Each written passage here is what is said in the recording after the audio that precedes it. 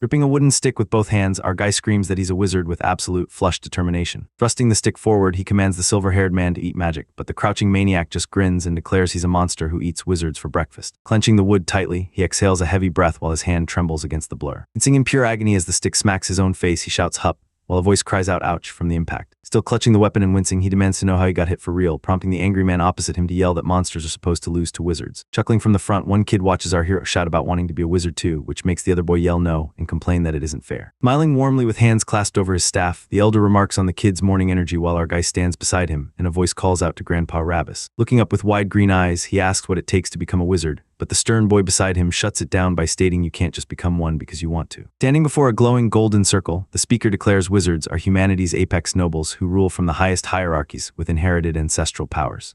Smiling gently, the elder drops the bombshell that unfortunately neither kid can become a wizard, leaving our guy strained as a voice scolds the old man for being so harsh. Turning his head to look back, the elder remarks that it's settled before asking if something is true, prompting a confused voice to ask what exactly is. Gesturing with open arms toward the elder, our guy states he heard a monster appeared while a woman in a white apron stands behind him with a hand on her chest. Lowering his gaze, the elder admits it is indeed true, causing a voice to exclaim in total dismay. The narrator describes a pitch-black shadow resembling a house-sized leopard, illustrated as a monstrous feline beast wreathed in swirling energy and glowing markings. Burying his face in the woman's apron, our guy gets reassured as she rests her hands on his head and explains the village chief went to the city to request a wizard. Wiping sweat from his temple, the other boy expresses relief that a wizard will actually be brought back to subjugate the monster. Resting a hand on a blonde girl's head, he asks if she heard the news and sternly states she cannot go into the forest for the time being. Leaning on his wooden stick, our guy warns the group to be careful since killing a monster without a wizard is basically impossible. Standing in profile with a serious expression, he asks if all the villagers know, and a voice replies that of course they do. Gripping his staff with a startled look, the elder asks who's being referred to after a voice specifically asks about him. A voice mentions the shepherd on Hisarul Hill, hovering over the quiet village street leading toward the distant mountains. White Rabbit rests peacefully in the tall grass with its eyes closed under the bright sky. Using a sheep as a pillow while a dog rests nearby, the narrator identifies this sleeping figure as the shepherd Turan. Lying on his back with a grass stalk in his mouth, he stares blankly upward while the wind blows through his silver-gray hair. Sprawled out using a sheep as a pillow again, he complains that the situation is extremely boring amidst the grazing flock. Sheep graze peacefully across the vast pasture under a bright sky with distant mountains lining the horizon. A wooden barn stands beside a fenced enclosure containing a trough and barrels under the hazy sunlight. Lying back with eyes closed, he remarks that he's going to forget how to talk at this rate.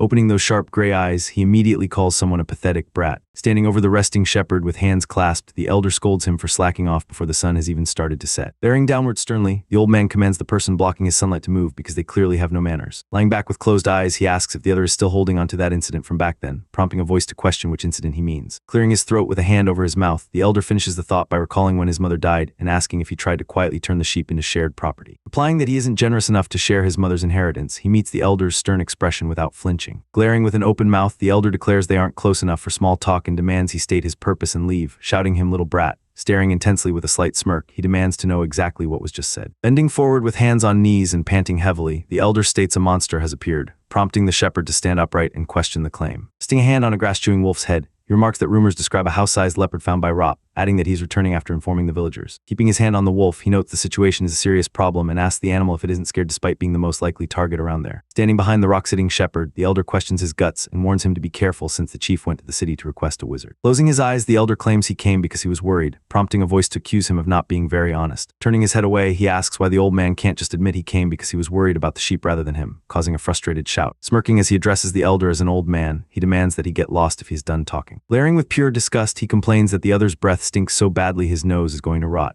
Gently stroking a sheep's wool with a soft smile, he ignores the distant elder who stands with his back turned and lets out a sigh. Staring intensely with that sharp gray eye, he declares them to be monsters. The white sheep stands beside a dark sleeve. Narration explains that beasts wielding mysterious power are monsters, just as wizards are to humans. Bandaged feet step onto the grass as a voice questions why a wizard would visit a backwater village, while another remarks on finally seeing one in person. Walking through the flock with a dog, he reasons that if a rural chief is calling them, there's a good chance they won't be anything special even if they are a wizard. Smiling slightly against the blue sky, he states he still wants to see one and wonders just how strong they actually are. Standing in profile with a faint smile, he contemplates the strength of wizards against the distant mountains. His eye widens in sudden shock as he recognizes a specific scent. Staring forward with grim realization, he declares that it is blood.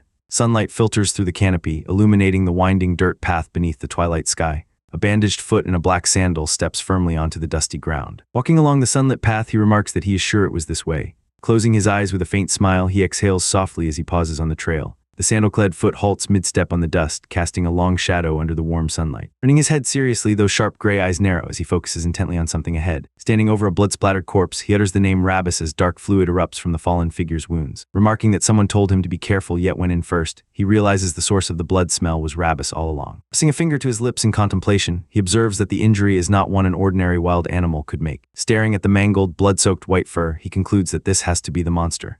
Turning his head sharply with wide eyes and an open mouth, he reacts with sudden shock to the stimulus. Massive clawed purple hand with a glowing yellow eye on its wrist slams heavily onto the dusty ground. Rising from the dust, a colossal shadowy beast with glowing yellow fissures shakes the ground with its heavy presence. Standing with his back partially turned and hair in a low ponytail, he fixes a calm, sharp gaze forward amidst the settling dust. Stands calmly before the colossal glowing beast that looms over him with crackling energy and bared fangs. Sitting at a table holding a wrench, our guy asks if it's true that even adults can't beat it, and a voice replies that they are insanely strong. Holding a pancake, he warns that ordinary adults rushing the creature wouldn't even leave bones to collect, concluding that not even he can beat it. Hand holds a syrup-covered pancake as a voice asks what will happen to the village, and another replies not to worry. Standing beside the table with a hand on our guy's shoulder, he states the chief will bring a wizard to subjugate the monster while the boy looks up holding utensils. Looking up with wide, anxious eyes, our guy asks if the wizard won't lose and will punish the monster. Smiling confidently, he affirms the wizard will succeed because such figures are great beings born with the power of magic. Continuing the explanation, he states they will kill the monster with a single word while a ferocious beast roars in front. Turning his head slightly with calm confidence, he maintains his assurance that the wizard possesses the power to defeat the beast. Smirking confidently, he finishes his statement by asserting the wizard will effortlessly defeat the monster. Commanding the beast to die, a massive dark energy strike slams into the creature while he reacts with shock from a distance. The skull cracks under the impact with glowing energy seeping through fractures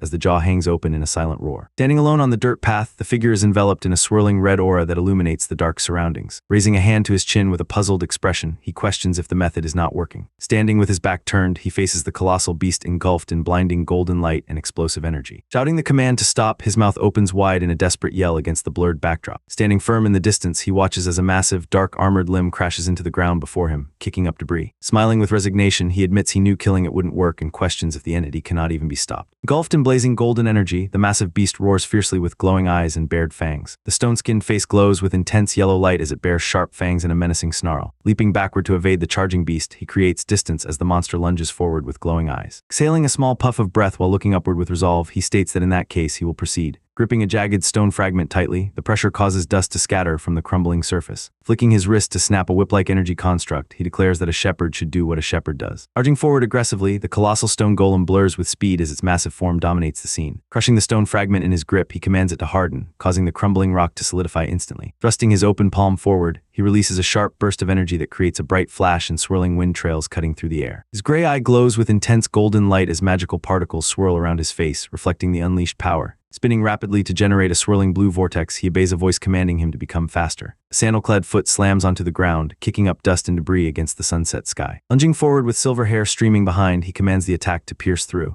Clashing the blue vortex against a massive golden shockwave, he creates a blinding explosion of light that obscures the impact point. A brilliant blue slash tears through the golden shockwave, shattering the impact and sending debris flying. Flashing through the smoke, the blade strikes the shadowy beast and sends it reeling backward amidst flying debris. Dark red blood splatters violently across the frame, mixing with scattered fragments.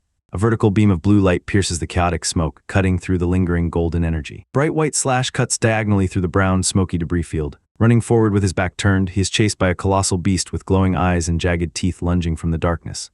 Smiling confidently with his high collar raised, he states that he is aiming. Fleeing down a dusty tunnel, our guy is pursued as the massive beast crashes through the earth behind him, sending rocks flying. Slashing horizontally to decapitate the lunging beast, he causes a massive spray of blood as a voice declares the strike is for the head. A bright blue energy beam pierces through the center of a swirling vortex, radiating intense light outward. Standing with his back turned amidst the settling dust, he faces away from the battle scene. Dwarfed by the colossal armored carcass, he remarks that this is his first time using it on a monster. Standing beside the bloody, severed head, he casually asks if he should toss it into some valley or something. Gripping the blood-splattered hilt, he clicks his tongue in annoyance and complains that the villagers certainly put him to work.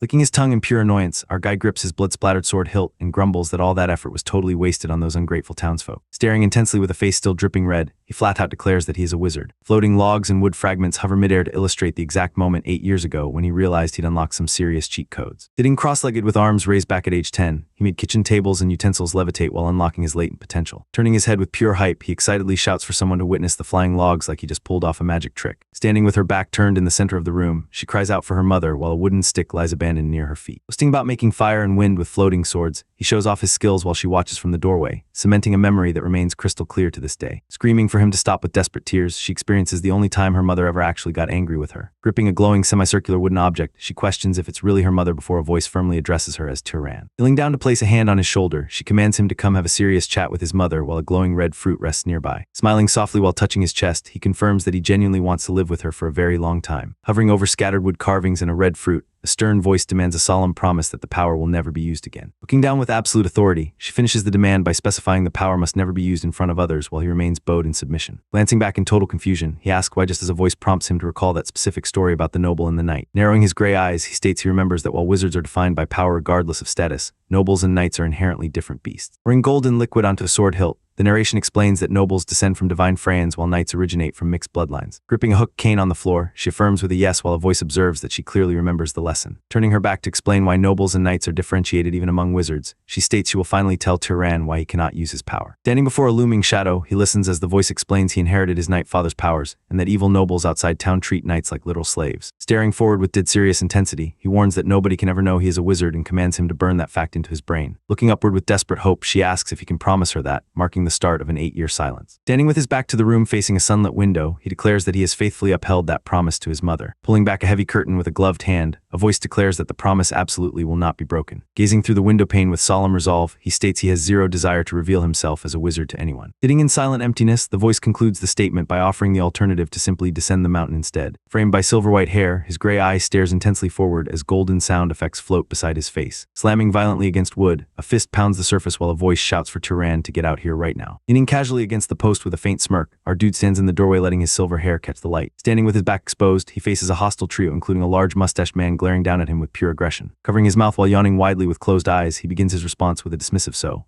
Turning his back to face 4 men, he casually asks if they're seriously claiming he killed Rabbus. Grabbing a wrist with a sharp motion, he shouts yes, while a voice exclaims just how shameless this guy really is. Glaring furiously while gripping our hero's shoulder, he accuses him of hurting old man Rabbus and throwing him out to be monster chow. Remaining completely silent with his head tilted back and eyes closed, he offers absolutely zero response to the accusation. Holding a wooden staff over his shoulder, he states he sees exactly why they want to frame him, shocking the dark-haired man behind him. Staring with wide eyes, he explains the village elder died alone because the young men were too scared to fight, acknowledging why framing our guy seems like the perfect scapegoat play. Looking upward with a strained expression while gripping his collar, he accuses them of using this tragedy as the easiest way to shift blame on him. Screaming the name Tyran with furious rage, he thrusts his clenched fist forward in blind anger. Connecting squarely with his jaw, the fist sends the silver-haired man reeling backward from the sheer force of the blow. Lying on his back with silver hair splayed out, he stares upward with wide gray eyes as the narration drops the single word magic. Crashing violently into the ground with blood spraying from his mouth, the narration concludes that this outcome is honestly just too convenient. Rising from the grass while figures clash behind him, the narration explains that wishing for something strongly makes it happen at the cost of mana. Smirking with his mouth slightly open, he silently commands the target to just fall over already. Standing over a fallen opponent holding a club, he declares that he doesn't even need to start a fire to win this. Striding forward past a fleeing figure, he states that he's only using just a little bit of power. Gripping a weapon handle tightly while another hand clamps onto his wrist, he explains this subtle restraint is done so the magic isn't obvious. Striking the bearded man with a club, he causes him to grimace in pain while the narrator notes the force is calibrated just enough to avoid killing them. Lunging forward with blurred speed to strike again, the narration declares his absolute intent to dominate them completely. Delivering a powerful blow that sends his attacker reeling, he dodges a baton swing from another man amidst swirling motion lines. Spinning through the bright blue sky, 3 wooden batons fly uselessly into the air after being thrown. Lying supine on the grass with his mouth open in exhaustion, the narration states that 8 years passed in exactly this manner. Standing amidst several unconscious bodies scattered on the grass, he reveals that he has successfully hidden the fact that he is a wizard. Exhaling sharply, he states that all this strength should have been reserved for Rabbus' funeral instead of this brawl. Asking if they are here to fight too, a voice prompts her to raise her hands defensively and nervously stammer that they definitely are not. Declaring he came specifically to see Tyran, he commands him to take the idiots down with him while our guy remains silent. Standing with his back turned in the center of the room, he wears a black tunic with white fur trim while holding the garment closed at his waist. Touching his neck, he predicts the town will descend into chaos again and complains that merchants will absolutely use the situation to rip him off. Reaching out to tap a sack, he states he can just beat them up until he secures a fair deal. Closing his eyes to boast about giving them a proper whooping, his sentence is abruptly cut off by a loud impact. Facing a wooden door as loud banging erupts, he mutters that these guys must be completely insane. Slamming against the wood, a gloved fist creates a jarring impact that shakes the frame. Coiling in shock from the door, he demands to know who is there before a voice interrupts with a threatening question. Standing with his back turned, he faces a stern blockade in the doorway, creating a tense standoff as bright daylight floods in from outside. Sweating nervously, he stammers a question about identity before apologizing for interrupting and explaining. He mistakenly thought he could ask for a favor during his travels. Staring forward with a blank expression, he remains silent while a voice questions if the man is actually a traveler. Apologizing for his earlier assumption, he explains that uninvited guests arrived just moments ago. Reflecting on his upbringing, he admits he never spoke kindly to anyone in his former town, making this current social interaction feel incredibly awkward. Resting at a traveler's hip, a silver-hilted sword prompts a remark on the presence of such a figure in this sleepy old town. Smiling awkwardly, he begins to suggest that if the man is looking for an inn, he might be out of luck while sweat beads on the other's temple. Exhaling sharply with a smirk, he releases a visible puff of breath while finishing his suggestion that the traveler should seek lodging elsewhere. Commanding entry above a tall wooden house, a voice speaks as the front door stands slightly ajar. Displaying an array of sliced meats, sausages, bread rolls, cheese, and soup, the wooden table is absolutely loaded with food. Sitting at the table with a hand raised to his chest, he excitedly admits they aren't well off but declares this spread is basically a feast. Holding a spoon over his bowl, our guy remarks that he's surprised and asks if the man has never met someone from outside the town. Drinking from a wooden cup, he explains he was born and raised on the hill as a shepherd, adding that tourists rarely visit their small town. Widening his gray eyes slightly in sudden realization, he processes the shepherd background with newfound interest. Tilting a wooden mug to his lips, he drinks while plates of bread and meat sit arranged on the table before him. Lowering his mug to remark that the situation is interesting, he blinks in confusion as he questions his own unexpected reaction. Resting a hand over his mouth, he remarks that for a shepherd, he is surprisingly well-versed in manners and assumes his parents taught him well. Illuminated by warm light, an empty bed sits vacant as a voice explains he learned from his mother who died of illness a few years ago. Closing his eyes and touching his forehead, he states she raised a proud son, so he's sure she resides among the gods in a heavenly palace. Standing by the stove to express gratitude once again, he listens as the reply comes that he simply lives exactly as his mother taught him. Holding a small object in his raised hand, he asks what brings our hero all the way out to this country town, receiving the reply that it was for a favor. Turning away with his back to the room, he questions if it was really just a favor while a voice explains they needed someone to handle a monster puma. Looking forward with a serious expression, he suddenly declares that he is a wizard. Dressing him from the front, she states he must be the wizard the village elder talked about, and he confirms from near the supply shelves that she's right. Smiling while holding a thin stick between his teeth, he asks if he can pose a question now, receiving an affirmative sure. Sitting at the table behind them, he states he senses a monster in the area but sees none, while another figure stands with their back turned. Staring intensely with wide eyes, he remarks it's strange the other party knows about the elder and monster yet remains calm instead of fleeing. Grinning with a stick between his teeth, he asserts the monster would target him and asks if he isn't scared at all. Still grinning with the stick, he remarks that the other seems awfully brave for a shepherd who has literally never left this town. Looking upward with a startled expression, he demands to know who the other person really is. Standing by a wooden counter, she wonders internally why no one can know she's a wizard while he sits at a round table behind them. Looking over his shoulder with a slight smile, he states it is because of the bad nobles, prompting a voice to question if they're truly that evil. Looking downward with a cynical expression, she completes her analogy by stating that if nobles are shepherds, then knights are merely the dogs they keep. Standing before hooded monks in a sunlit hall, a robed figure listens as a voice warns they might treat you like family but will sell or sacrifice you if necessary. Smiling gently, she tells Turan she doesn't want that life for him and asks if he wants to keep living with mom, prompting an enthusiastic yes. Looking back over his shoulder with serious intent, he warns that nobody can know he is a wizard, especially other wizards who would turn him into a disposable dog. Continuing the warning with a stern expression, he insists he must act this way to avoid being found out as a wizard. Sitting at the table with a wooden cup, he warns that one might have to kill people, while our guy stands behind the counter listening in silence. ID02 casually drops a death threat about killing his opponent to contain a wizard, completely ignoring our boy sitting silently at the table behind him. Turning his head with pure resignation, ID04 mutters that things have really come to this. Staring intensely with that sharp gray eye, he demands an answer and instantly maxes out the tension in the room. Clutching his forehead in distress, ID02 lowers his gaze and stays dead silent. Scratching the back of his neck with a strained, sweaty grin, he admits that making such a serious face just made his joke land awkwardly. Staring flatly with a sweat drop on his cheek, ID04 questions if that was actually supposed to be a joke. Standing with his back turned to apologize for lacking humor, he gets interrupted by ID02 leaning over the table to insist asterisk he's the one who should be sorry for causing a scene. Admitting it was his first time hearing a wizard joke, ID02 explains he was caught off guard, while our guy smiles and confesses he took the teasing way too far because the reaction was just too entertaining. Extending an open hand, ID02 remarks they haven't properly introduced themselves yet and offers a polite greeting.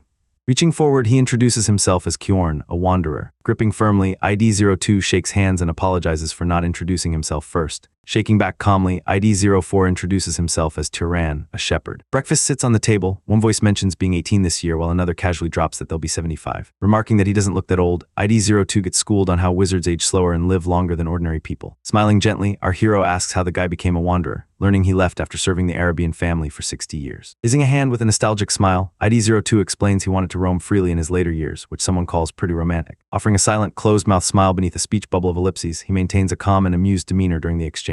Grinning widely with teeth exposed, ID02 stays silent as the narration gushes about being with such a good person. Sitting opposite at the round table, ID04 remarks he didn't realize the situation could be this enjoyable while both remain silent in the overhead shot. Sunlight hits the pane as a voice exclaims in surprise that it's already gotten this late. Standing up from the table, ID02 admits he missed the sunrise and states he should get going. Placing a silver coin down, a voice explains it's pure Arabian silver and should more than cover the meal. Accepting the payment with gratitude beside a lamp, ID04 wishes him a smooth hunt, but gets told not to act like they'll never see each other again. Looking back over his shoulder with a smirk, ID02 jokes he might swing by a few more times to mooch off our dude on the way. Grassy hill overlooks the distant city nestled in the valley below. 4 white sheep graze in the pasture while 2 bleat softly against the mountain backdrop.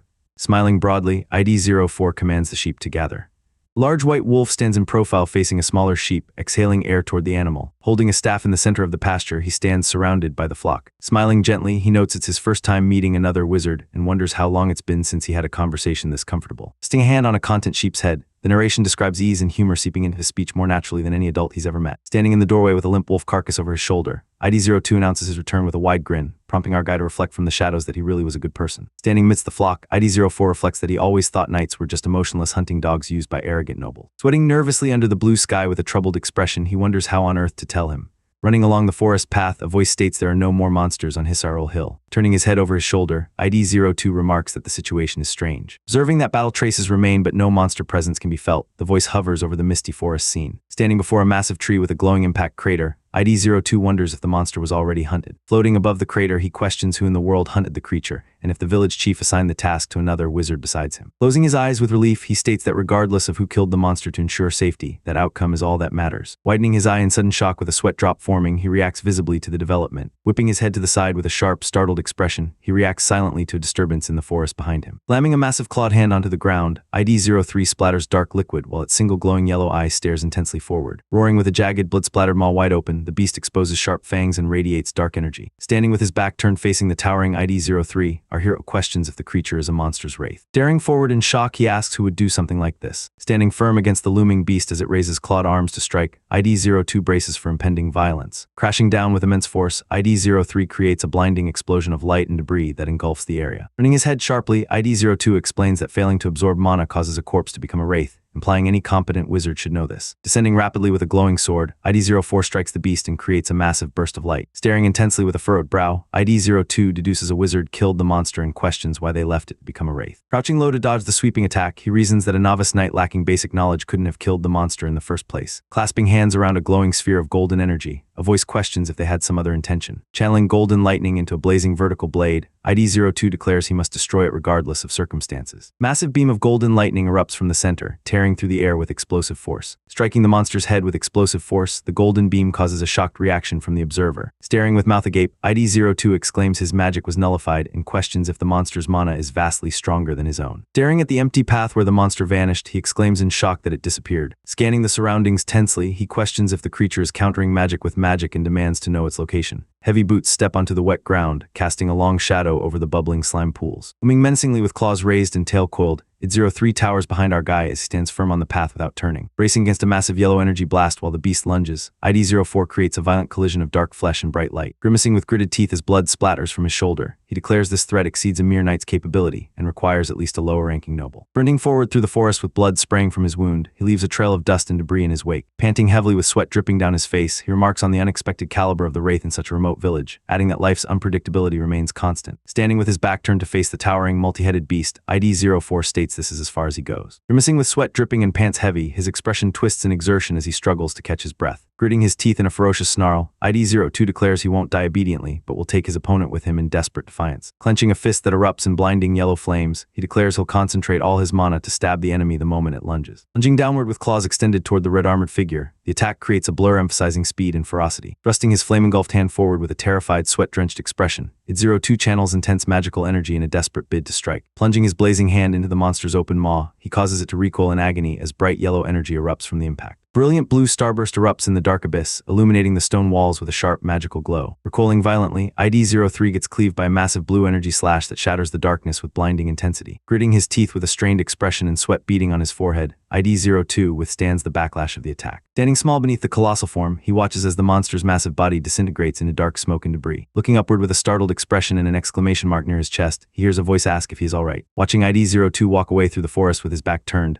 ID04 remarks that a shepherd's joke is pretty startling too. Walking forward through the forest while swinging a curved blade, he calls out the name Turan. Staring with wide, shocked eyes and a bead of sweat, ID02 realizes our guy is a wizard, then lowers his gaze to respectfully confirm it. Standing with his back turned, he demands to know why he wasn't told, while ID04 faces him in silence amidst the mist. Looking forward calmly, our hero changes the subject by asking why ID02 helped him when he could have simply walked away. Smirking with a confident grin, he begins to explain his reasoning by stating because a large white wolf lies sleeping on the wooden floor with its mouth slightly open to reveal sharp teeth. Resting his chin on his hand, ID02 asks why he is going this far as the sleeping wolf's voice questions what he means. Smiling gently, he suggests that with such skill, our dude could earn far more money comfortably than whatever the village chief promised before letting out a soft laugh. Looking down and stating they are pitiful people, ID02 prompts our hero to look up and ask in what way. Leaning forward to describe villagers trembling without protection, he gets asked by the slumped ID04 if that situation isn't his fault. Smiling softly, he explains that a wizard inherits a god's power and should therefore live with pride in protecting powerless commoners. Closing his eyes with a gentle smile, he remarks that not every wizard thinks that way, adding everyone has their own thoughts and way of living. Maintaining that gentle, closed-eye smile, he finishes his statement about how everyone possesses their own distinct path. Still smiling with closed eyes, he asks if everyone doesn't have their own way of living, maintaining a gentle demeanor. Crashing into the ground with explosive force, ID03 sends them flying backward amidst a blinding flash and swirling debris. Sprinting forward with urgent momentum, ID02 shouts for our boy to listen carefully, warning the threat is not a level they can handle. Gritting his teeth with a strained expression, ID04 warns the creature is impossible to fight without noble status and orders immediate evacuation. Standing firm with his back turned and left hand engulfed in flames, he declares he will hold the position against the looming shadow monster. Crouching with his flaming hand, he admits he talked big, but doesn't know how long he can last against the looming threat. Staring with wide, shocked eyes and sweat on his forehead, ID02 reacts with disbelief to the reassurance that everything is okay. As a glowing rock sinks into a pond, a voice remarks the situation should be fine if the previous attack landed, prompting another to ask what is being discussed. Standing with flames at his side while our hero observes from the front, an internal monologue questions if the previous attack was full strength and wonders how a young knight hiding in the mountains could hunt a wraith that even nobles struggle with. Widening his eye in sudden realization, ID02 internally concludes that this royal connection is far more significant than a mere small encounter. As glowing rocks float amidst swirling winds, narration clarifies this isn't the reckless bravado of a young knight who ran from nobles. Standing with his back turned surrounded by surging blue energy, ID04 hears a narration box declare the scene before his eyes is incomplete. Smirking confidently amidst the swirling energy, he declares this could be the beginning of a wizard who turns the world upside down, adding he was curious about his limits too.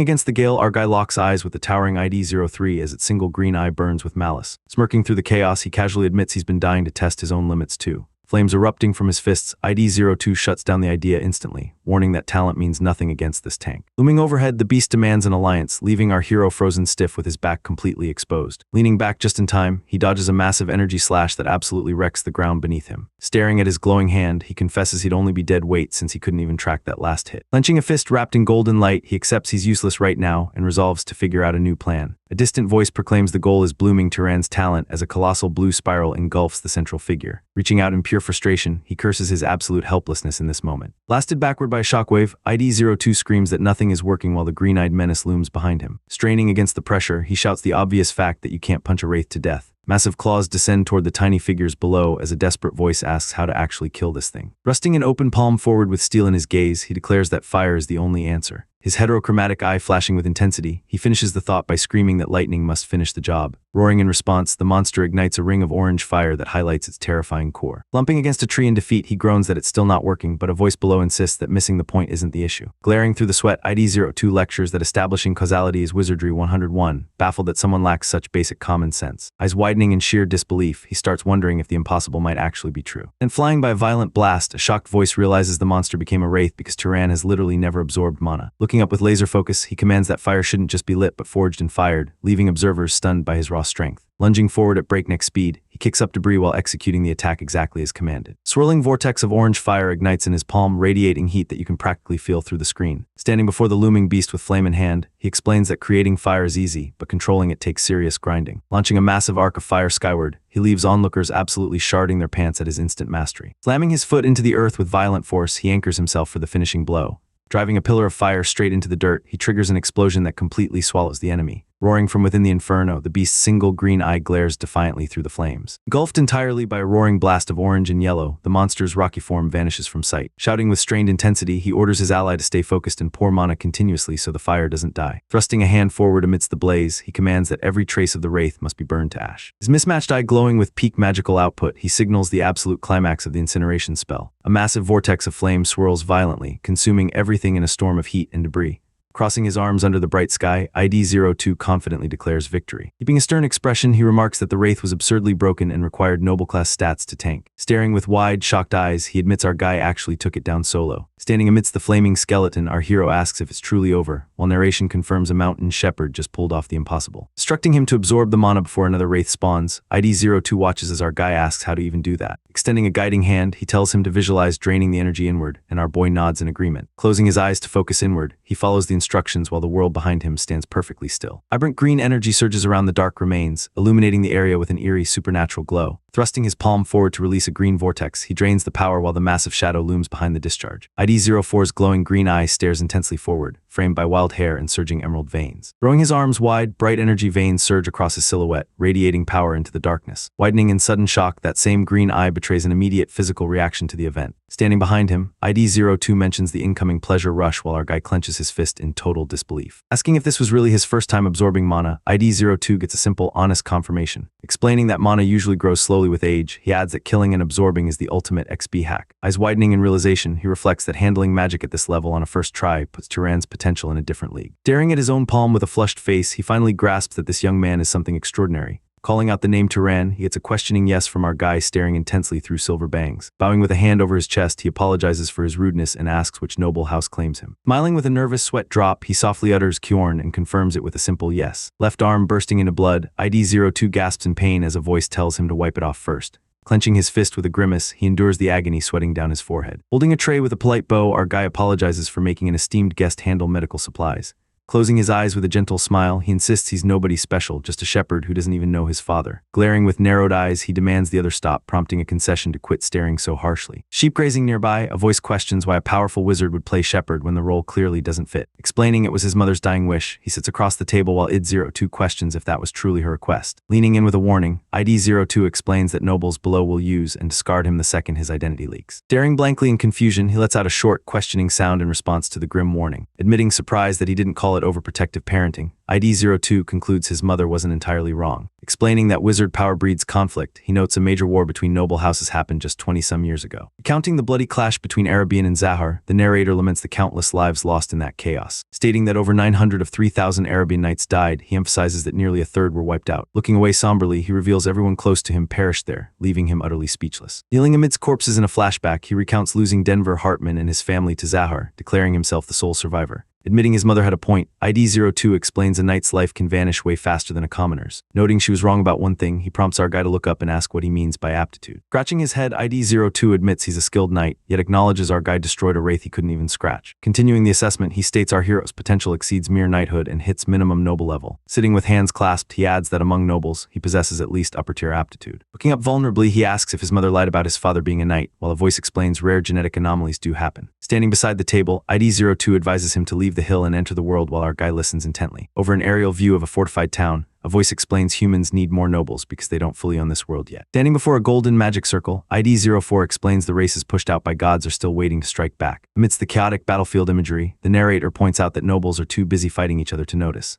Declaring this age desperately needs strong, kind nobles like him, a door slides open to reveal the sunlit future. Standing in the doorway, ID02 asks if he's truly satisfied herding sheep while our guy sits with his back turned. Turning his head slightly with a stern look, he silently contemplates the weight of that question. Asking what he could possibly gain below the mountain, he gets a reply that it depends entirely on what he wants. Listing wealth, fame, authority, family, and friendship, he questions if any of those are actually hard to get up here. Bathed in sunlight, ID02 suggests wandering to destroy monsters while our guy listens from the shadows. Suggesting paths like exploring the unknown or joining a house for power, the scene frames a sword and staff leaning against the wall. Turning his head slightly, ID02 admits that listening to him makes it sound like they're actually right. Standing in the grassy yard, he remarks that such a life beats herding sheep any day of the week. Smiling softly against the blue sky, our guy admits that for the first time, he's genuinely curious about the outside world. Easing forward gently, ID02 worries about planting false hope, but a voice declares support for every possibility. Turning to ask about his bloodline ability, ID02 realizes he should have asked first, leaving our guy confused with a mental question mark. Closing his eyes with a sheepish smile, he apologizes for forgetting our hero knows basically nothing about magic. The floating anatomical heart appears. The narrator explains bloodline abilities are inherited traits distinguishing nobles from knights. Extending a hand crackling with yellow magic, he asks if any spell felt suspiciously easy or if he has non-magic talents. Clenching his fist while looking down, he asks if it's not just raw strength, but a voice clarifies mana passively buffs physicals. Boasting about a good nose and stone-throwing skills, he learns that exceptional smell can actually count as a bloodline ability. Touching his chin, ID02 notes that thrown weapon proficiency is a signature House Arabian trait, albeit a common one. Urged to keep talking, he agrees to continue sharing under the open sky. Looking up nervously with a sweat drop, he hesitantly acknowledges the info before uncertainly addressing his superior. Standing with bowed head and clenched fist, ID02 asks why the mood suddenly got so formal. Gazing forward seriously, our guy states he thinks he knows exactly which house those abilities belong to. Smirking with confidence, ID02 asks him to name the house. Standing side by side facing the bright outdoors, a voice declares it belongs to a great house. As a hooded figure crouches over a corpse, the narrator introduces the terrifying beings known as pursuers. Screaming with a distorted, blood-streaked face, ID04 declares that House Zahar fought a war against House Arabian. Staring forward with wide, startled eyes, our hero stands tense under the unforgiving sunlight. The guy stares dead ahead with a solemn face as he drops the name House Zahar. Eyes widening in pure shock with sweat dripping down his cheek, he finishes that statement by specifying the asterisk Great House Zahar. Still reeling with a sweat drop on his face, he wonders if he shares blood with the Elder's enemies while ID02 stands silently in the distance. Glancing aside with a troubled look and more sweat, he internally debates whether to apologize to relatives he's never even met. Baring his teeth in a grimace, ID02 utters the name Turan as a hesitant voice addresses the Elder. Placing a hand on our hero's shoulder, ID02 tells him to stop looking so worried while he just stands there looking subdued. Staring upward in distress with sweat on his cheek, voice accuses him of skipping the war himself before trailing off with a but still. Smiling gently, ID02 calls it an adult situation and warns that washing blood with blood only makes the fighting endless. When asked if he has regrets, our boy's gray eye widens in surprise as he asks what exactly that means. Throwing an arm around his shoulder, ID02 continues the thought by bringing up that time he told him to go down the hill. Sending the mountain for power inevitably means joining the Zahar family, especially since our dude has such outstanding abilities. Stating that he trusts his character, ID02 leaves our guy confused enough to ask if he just said sorry. Explaining that he meant the goodness shown when saved despite a hidden identity, he proposes what would happen if someone like him rose high in the Zahar family. Finishing the proposition, he suggests such an alliance could prevent another terrible war while our main character stays silent and contemplative. Walking away across the grass, ID02 dismisses the need for deep thought since joining the Zahar family hasn't even been decided yet. Turning his head slightly to state his thoughts are clear now, he lets out a questioning hum. Pacing forward, our hero declares he wants to try going down the mountain while ID02 listens from the front. Smiling slightly at the good thinking, ID02 clarifies that the action won't be happening right away. Standing in the courtyard, he says he'll head down once the injury heals, prompting ID02 to call him kind and insist it's merely a scratch because he's truly a good person. Sunlight streams through blue curtains to illuminate the wooden wall of the room.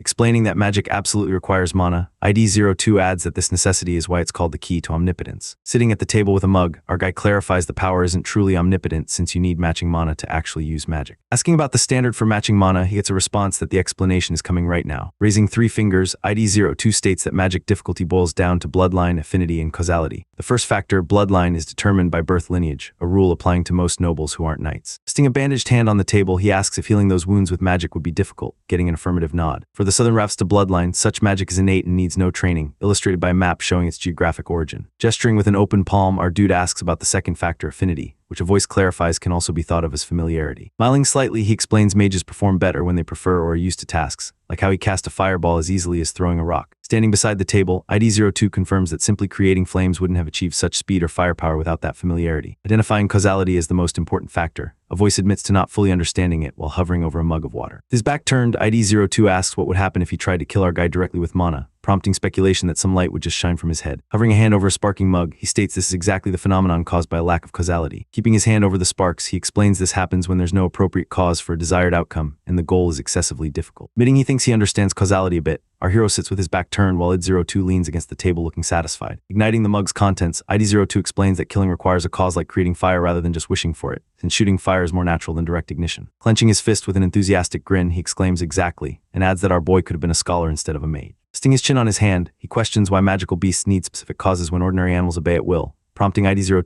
to explain it because of their mana. Sitting silently across from ID02 inside, our guy's viewed through a window pane as a white sheep rests its head on the exterior sill. Crossing his arms, he remarks that magic isn't easy because excellent mages must understand the principles behind mana usage, not just how to wield it. Seen from behind with silver hair tied back, he asks if the Zahar bloodline has special magic, prompting ID02 to stand and reply they're skilled in stealth and tracking. Challenging the Elder to attempt the feat, our dude watches as ID02 stands before the table and agrees. Closing his eyes, he states he doesn't want to be seen, nor does he want sound or smell to be detected. His remaining closed, bright white light flares across his face to visually manifest the stealth magic he just described. Turning his head in profile with tense anticipation, ID02 asks if the attempt succeeded. Standing alone on the rug, he looks down at a fading golden ripple on the floorboards marking the successful activation. Staring forward with a sweat-drenched face, he admits success but sorrowfully declares he cannot see our guy. guy. Swallowing hard with sweat rolling down his cheek, his throat constricts with sheer tension. Sunlight streams onto the empty wooden floor, illuminating barrels and cabinets in the silent room. Materializing from a shimmering distortion, our hero stands firmly on the rug with silver hair and fur-trimmed cloak catching the light. Clenching his fist, he remarks it's been a while since seeing that frightening ability that Arabian knights feared most during the war. Observing seriously that the ability seems unfairly powerful, ID02 cautions that it is definitely not invincible. Declaring he'll teach a few magic training methods with his back turned, he faces skepticism from ID02 about teaching too much to an enemy family's mage. Turning his head calmly, he states he saved a life and provided treatment, asking if he didn't mention this before. Placing a hand over his chest, ID02 states that he trusts the other's character. Staring in shocked disbelief with sweat pouring down, he shouts that the other guy is selling the sheep and leaving. Standing casually in the town square with a rolled blanket, our guy smiles while a voice demands to know who will handle shepherding and scolds him for deciding without consultation. Closing his eyes with a dismissive smile, he tells them to find their own shepherd and adds that his belongings are none of their business. Hoping the sheep get a fair price or he'll release them all and leave, he leaves ID02 stunned and sweating while a dark-haired man watches in shock. Staring in shock with a bandaged nose, ID02 stammers out "Village Chief," while a voice warns that capturing them will be difficult. Sweating profusely with a grimace, he admits the silver-haired man keeps his word and irritating him yields absolutely nothing. Conceding defeat by stating he understands, his hands tightly grip a white cloth pouch marked with blue text. Walking forward with hands clasped, our dude dismissively says they can leave or stay as they please, while ID02 follows closely with hands in pockets. Turning his head slightly, he remarks the villagers still owe compensation and asks if he should go collect it. Smiling faintly, ID02 states he had no intention of receiving it, then asks if our guy was the one who caught the magical beast. Smiling slightly in agreement, he begins to state that now, standing with backs to the scene on a forest path, a voice declares that they must part ways here. Facing forward with a gentle smile, ID02 apologizes for refusing the travel offer, explaining he's simply more comfortable alone. Looking back over his shoulder calmly, our hero says it's not a problem at all and thanks the elder for everything. Closing his eyes with a gentle smile, ID02 bids Turan to take care. Smiling gently, he addresses the elder with hope that they can meet again with smiling faces. Standing alone on the forest path with his back turned, ID02 watches the retreating figure for a long time. Staring upward seriously, narration reveals his later realization that he didn't want the old knight speaking to him formally. Walking through a pasture with a shepherd's crook and leading a young silver-haired boy, narration explains the child secretly yearned for a father figure despite ample maternal affection. Watching from a sunlit path with a large backpack, ID02 reflects that he served as a role model for the kind of man the boy should become. Footprints fade into the hazy, sun-drenched desert sands. Desolate, cracked canyon stretches under a hazy sky as dust swirls through the barren landscape. Walking away down the dusty canyon path with his back turned, ID02 heads deeper into the barren landscape. Raising a hand to shield his gray eyes from the glare, our guy stands amidst swirling dust with a stern expression. His gray eye widens in sudden shock, marked by a sharp exclamation of surprise. Spotting distant cloaked figures traversing pink-hued dunes, a voice questions if they are traveling merchants moving between villages. A white boot steps firmly onto the dusty ground as a voice declares that it is good. Standing between two cloaked figures in the desert, he suggests asking for directions. Flanked by masked companions, a bearded man with an eye patch demands to know who blocks their path, prompting a reply that he travels alone and needs directions to the nearest city. Explaining that following the road back leads to Mure, ID02 prompts our dude to look up in mild surprise and acknowledge the info. Standing beside a loaded wooden cart surrounded by white cloaked figures, he expresses gratitude for the provided information. A voice commands to wait as a heavy boot steps firmly onto the dusty ground beside his legs. Leaning forward with a menacing grin, ID02 asks if he intends to leave immediately after getting info, causing our backpack-wearing hero to halt in confusion. Smirking with a challenging gaze, he asks, then, prompting a voice to state that one should give something in return if they receive something. Flanked by hood figures drawing swords, ID02 demands that he first remove his bulging bag. Turning his head to question if they're bandits, he gets a menacing grin from behind as ID02 retorts that it doesn't matter if they are. Resting a sword on his shoulder, ID02 suggests calling it recklessness, adding that nobody finds death strange in this wasteland. Pressing a blade against his throat, the bandit commands him to remove his bag and cloak while they're being nice, explaining that killing and stripping him is unnecessarily bloody labor. Acknowledging the situation with a grim expression, ID02 remarks that they are indeed bandits who even kill people. Sitting opposite each other at a round table, they maintain a tense silence in the dimly lit room. Staring in shock, our guy watches a burst of fire erupt from his mug, boiling liquid over onto the table. Standing with his back turned at the table, ID02 is watched in silence by our seated hero in the dim light. Gripping a large blade across his chest with silver hair framing his face, he smirks and declares he'll have to use them for practice.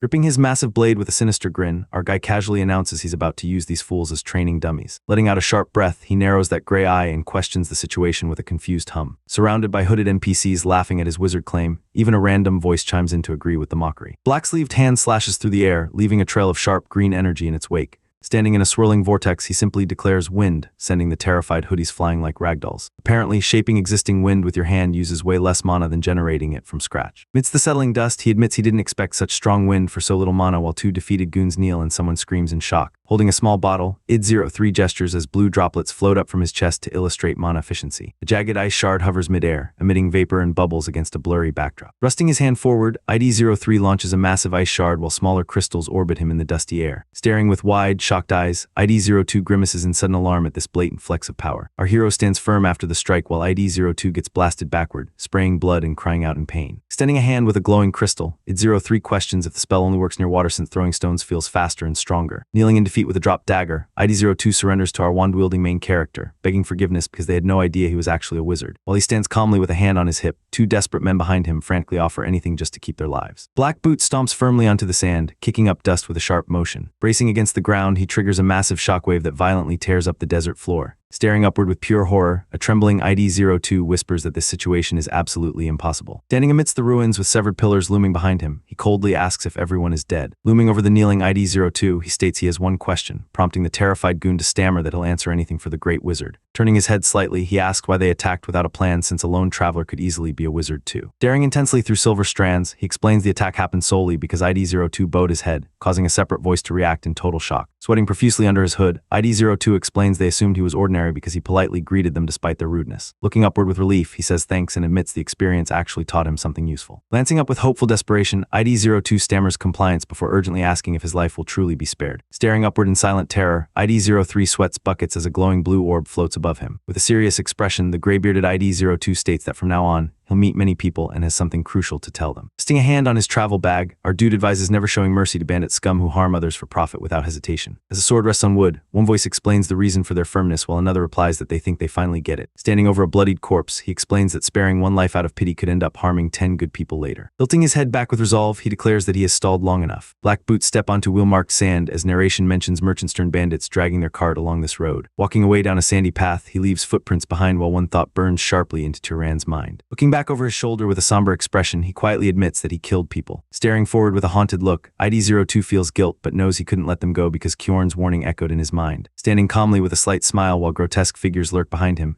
narration reminds us that prophet killers will always target others again. Boot steps firmly onto green foliage as fading wheel tracks mirror Turan's heart settling upon recalling Kjorn's teaching. Standing with his back to us on a vast plain, ID03 carries a large backpack as narration confirms he arrived in a new world. Looking upward with stunned awe, he begins to exclaim and utters a simple wow.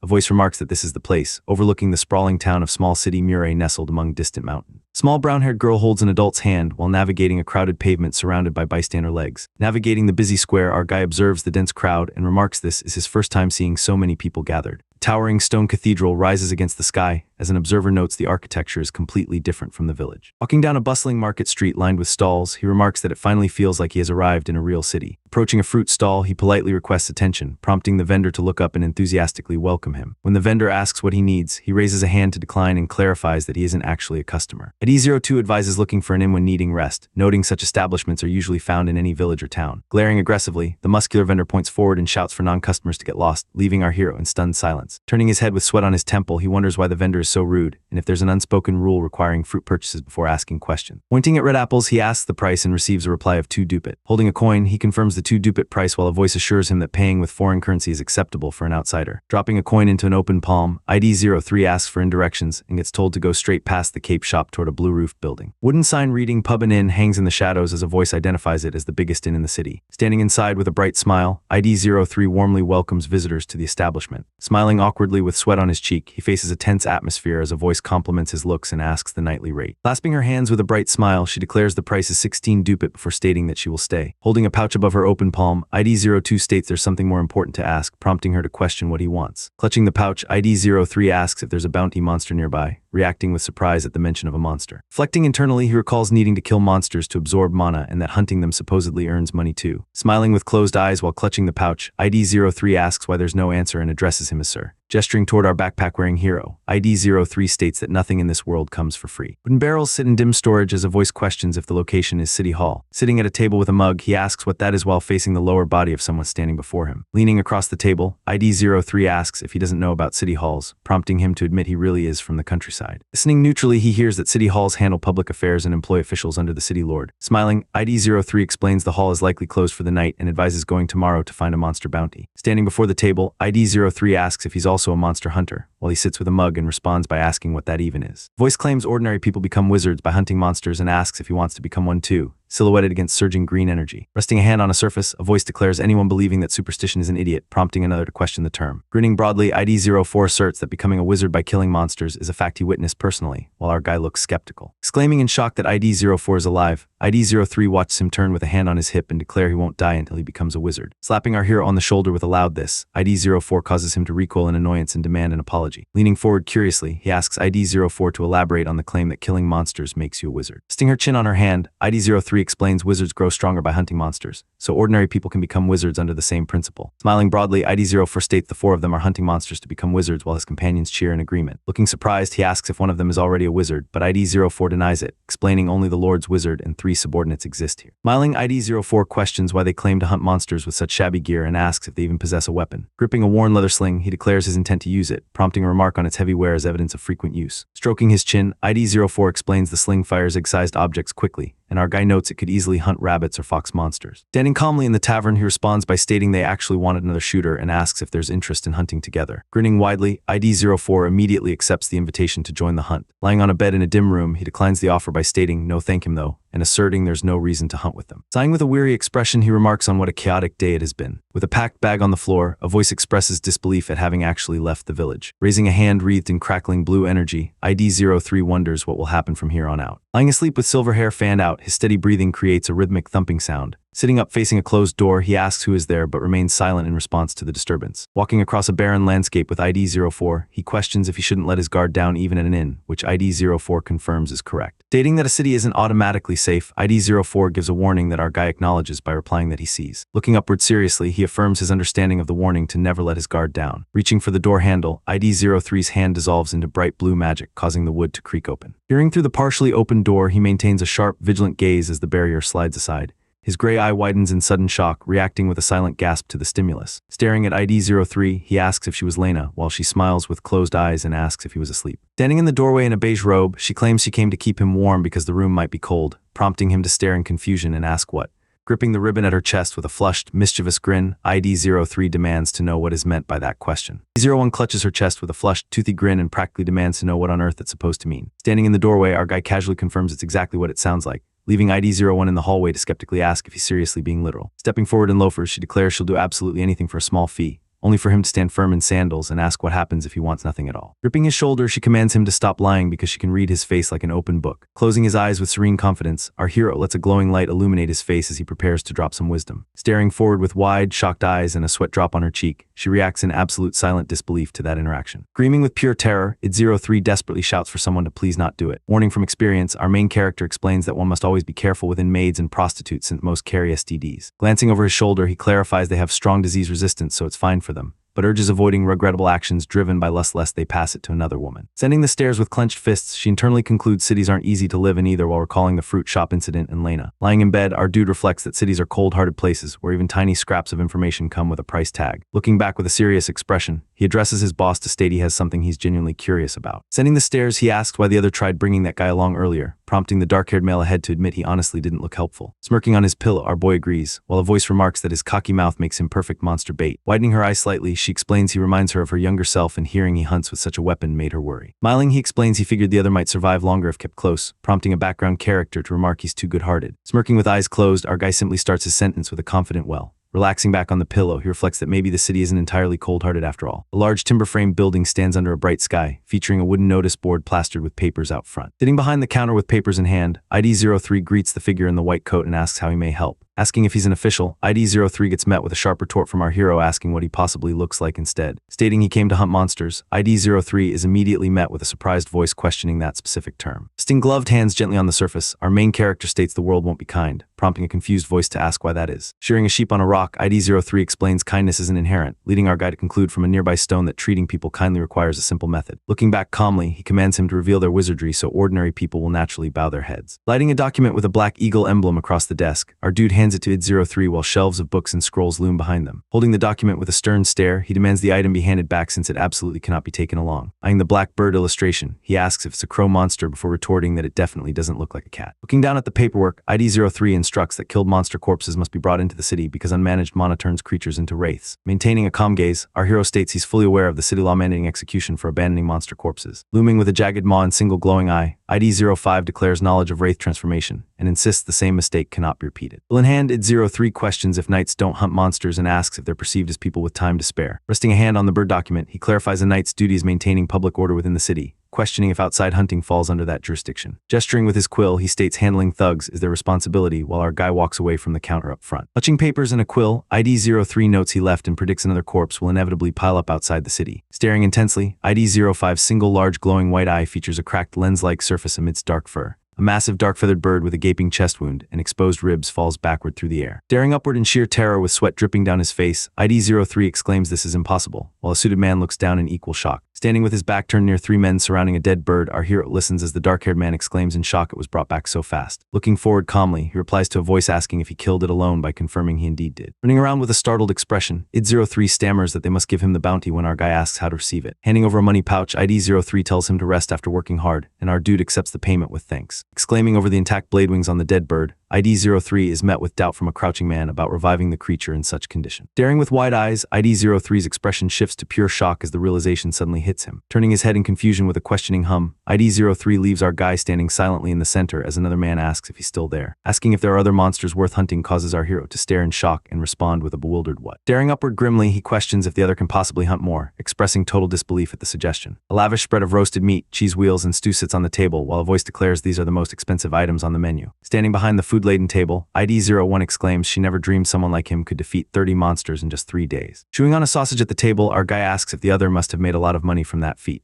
Looking forward seriously, he states that money isn't his only goal here. Standing over a defeated white beast enveloped in green mana, he explains the true goal is the monster's mana, which has made him stronger. Raising his hand, he notes his mana has increased severalfold compared to when he first met Kjorn. Reflecting internally, he feels a limit approaching since weak monster's mana alone might not make him any stronger. Looking startled with a blush, ID01 asks what he means as a voice begins explaining the situation. Sitting at the food-laden table, our dude asks if ID04 stole a bite, while the other stands before him accusing him of eating it all himself. Wiping sweat from his face, he remarks ID01 is skinny but eats well, adding he's happy she enjoyed the meal he made for the first time in ages. Standing near a stool with his back turned, he states the meal was delicious while a voice enthusiastically promises to make it even better next time. Hand violently grips his silver ponytail and yanks it backward, snapping his head back with force. Standing calmly beside two grinning men in brown tunics, our hero listens as one leans forward and asks if he's eating something tasty alone. Facing away with silver hair obscuring his face, he gets insulted as a skinny runt by a voice remarking he's been making lots of money lately. Grimacing as a hand strikes his face with blurring speed, he hears a voice suggest giving some charity to his partners. Blocking a strike with his palm while another aggressor recoils in shock, our guy endures curses and yelled insults from both attackers. Clasping his hands together calmly, he asks if the other party didn't want some charity after all. Lunging forward fiercely, a fist drives toward our hero's face with blurring speed as someone shouts for him not to get cocky. Driving his fist downward with explosive force, he sends the blonde man reeling back while maintaining a cold, dominant gaze. Crashing onto the floorboards and swinging a stool wildly in panic, the attacker screams while our guy stands nearby with one hand raised casually. Stopping the flying stool midair with a sharp impact, his hand halts its momentum instantly as wood splinters radiate from the contact point. Staring in wide-eyed shock with sweat dripping down his face, the attacker winces in pain as a hand grips his ear tightly. Releasing his grip, our dude sends the guy tumbling backward onto the floorboards crying out in agony. Smiling with a sweat bead on her temple, ID01 whispers don't twice in quick succession. Shouting with a strained, flushed face, she announces there's a fight in the inn amidst radiating speed lines. Bowing deeply with his head lowered, our main character sincerely apologizes to the surrounding onlookers for his actions. Standing in the doorway calmly, he states he gave both of them a proper scolding and assures this will never happen again. Scratching his head while bowed, he explains they've been tight on money lately and guesses they got jealous seeing our guy. Shouting for the two to apologize already, ID03 prompts our hero to stammer out a sorry while standing beside another young man. Seen from behind, he asks if things are that hard, prompting our guy to grin and reply they've just been limited. Clenching his fist, he admits they likely can't pay the room fee in 3 days yet dismisses it as their own problem. Extending an open palm, he simply states here, causing the recipient to look at the offered hand with a serious expression. Staring in shock at the pouch, he asks why, and a voice explains its repayment for the kindness shown when trying to bring them along. Turning his head in surprise, he stammers to ask how the other knew before firmly stating there's no such thing as free. Grinning broadly and pointing a thumb at his chest, our dude declares information is his specialty and promises to reveal everything he knows. The view captures dense medieval rooftops bathed in soft daylight. Standing atop a ledge overlooking the city, our hero reflects this might be his last hunt in this location.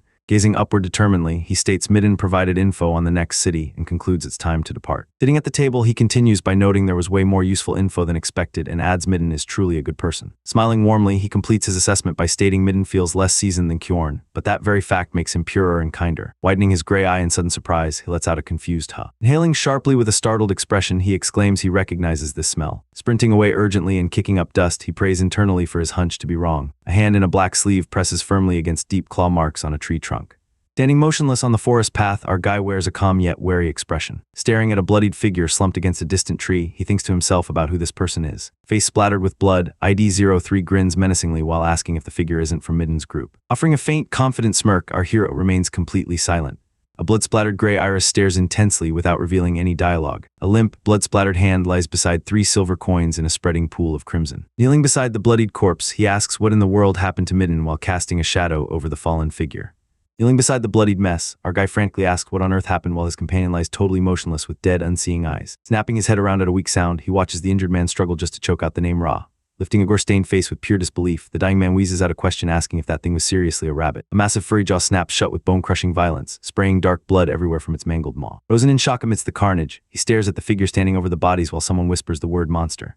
Glowing red eyes stare forward with blood dripping from its mouth as heavy, ragged breathing fills the silence. Glancing back over his shoulder with sharp paranoia, he checks his 6 while standing in the sunlit woods. Lunging forward with glowing eyes and spread wings, the beast becomes a blur of motion that forces a shocked scream from an observer. His wide and sweat pouring down his face, he yells out that this thing is insanely fast. Crouching low and panting heavily with those creepy red eyes, the beast resets while someone screams about almost getting clipped. Thrusting a fist forward, he generates a swirling wind vortex that absolutely warps the space behind him. Extending his hand with fingers splayed, he completes the wind attack that distorts the very air around him. Following through with a devastating punch, he releases a sweeping blue crescent that sends the enemy flying backward into the trees. Crashing into the ground, the beast triggers a brilliant blue explosion that sends ice shards scattering through the air. Getting across the dirt with wide, shocked red eyes, the creature gets pelted by blue energy shards scattering around its body. Turning his head with laser focus, he analyzes that this opponent is clearly used to tanking thrown weapon techniques. Skidding forward with white wings flared to kick up dust, the beast manages to stabilize its landing. Standing firm on the forest floor, he summons a colossal shadowy wolf head above him that descends with overwhelming pressure. Widening a giant red eye with a vertical pupil, the beast lets out a startled exclamation of pure shock. Sharp white wind slashes tear through the clearing to mark a sudden impact, leaving everyone floating in a state of confused panic. Sprinting rapidly across the wooden surface and kicking up dust, the beast moves with desperate, urgent speed. Descending from above with a gleaming sword, he strikes downward while the beast looks up with wide, glowing red eyes in total shock. Shrieking in absolute agony as a blade pierces its snout, the creature sprays blood while its red eye widens in pain. Delivering a brutal kick to the wounded beast, he sends the small creature skidding across the dusty ground with a sharp impact. Vanishing in a literal blur of speed, he tears through the forest, leaving nothing but a trail of motion behind. Crashing violently into a tree trunk, the beast splinters the wood on impact amidst a burst of yellow energy. Lunging forward with glowing red eyes and bared teeth, it slashes through the air, leaving sharp claw trails in its wake. Streaking through the air with glowing red eyes, it leaves blurred motion trails as it rushes forward at breakneck speed. Thick smoke billows upward from the canopy, completely obscuring the distant blue mountains. Landing amidst the smoky debris and shrieking loudly, the small white form stands out sharply against the surrounding destruction. Bleeding from a deep vertical slash on its furry white leg, the beast drips blood from black claws onto the ground. Collapsing onto the forest floor with a bloody tongue lolling out, its red eyes finally dim as it lies defeated in a spreading pool of blood. Stepping firmly onto the path, a black boot emits dark smoke that swirls around the ankle against the blurred trees. Standing motionless near the bloody corpse, our hero lets his white coat settle around him in the quiet aftermath. Extending his right hand toward the bloody corpse on the forest floor, he opens his palm in a gesture of dismissal or inspection. Thrusting his palm forward, he unleashes a violent surge of teal mana that erupts around him in swirling currents. Face illuminated by surging teal veins and eyes glowing bright green, he notes the mana absorption is different and exceeds what he got from that leopard monster earlier. Staring in shock with his gray eye wide open, he expresses total disbelief at the situation before trailing off into silence. Standing in front of his slumped, bloodied companion against a tree, he finally realizes and states aloud that the man is a wizard. Standing calmly in the forest and affirming with a simple yes, he listens as a voice questions why he's been hiding his identity. With blood streaming down his face and a tear falling, the injured man asks if any of the 4 have family to receive their belongings, then answers no himself. Covered in blood splatters and wearing a white headband, ID-04 turns his head with a strained expression to call out to his boss. Smiling warmly, he explains that a great city called Orem is nearby and notes that it contains a place known as a library. Leaning forward across the wooden table to ask if it's really a library, our guy listens as ID-04 gestures and claims it supposedly holds thousands of books. Turning his head with a slight smirk, he remarks that the other guy finally looks interested at the mention of books, then questions if he really is. Resting his arms on the table, ID-04 states he heard not just anyone can enter the library and asks how one actually gets in. Smiling as he offers to explain entry if ID-04 can defeat him in a duel, he watches the other man clench his fist and agree to the terms. As a voice declares a decision has been made, another asks for clarification over a view of the misty forest path. Standing alone on the misty path with 3 large flat stones in front, he declares his intention to travel to the great city of Orem. Looking forward with a dead serious expression, he utters the name Midden. Standing distant on the forest path behind a large front stone, he states that he hopes Midden is happy there. Standing in a town square flanked by 3 companions, everyone smiles happily amidst the floating atmosphere. Looking upward with slight embarrassment, he admits he's almost ashamed of having been shocked by the small city of Mure. Aerial view reveals the sprawling great city of Drem, dominated by a grand castle with blue spires and intricate gardens. Standing with his back turned to a massive stone gate gate guarded by soldiers, he remarks that he didn't expect so many people trying to enter the city. Watching a guard hold a spear at the entrance, a voice questions if they're screening for wanted criminals. Standing before the guard, he remarks that the great city has a more established system, exactly as expected. Turning his head with confusion as a voice shouts a command to halt, he immediately questions the order in return. Pointing a finger forward with a panicked expression, the guard demands to know what is happening while declaring there is absolutely no entry. Crossing his arms with disdain, he tells the hooded figure he's never seen clothes that filthy and suggests they go over there to at least dust themselves off. Thick vines coil tightly around a tall white tower, casting shadows over the surrounding town buildings under a bright sky. Standing on the stone floor and looking upward, he remarks that this must be the library Midden talked about. Looking upward with a stunned expression, he remarks the sight is overwhelming and questions if it must have been built with magic. Standing before ornate blue doors as a voice calls out, the pink-haired guard responds with a confused hum. Facing the guard and stating he is trying to enter, he listens as she declares the location is a library restricted to wizards only. When the guard steps forward and declares she's a wizard, he looks up in surprise and asks what.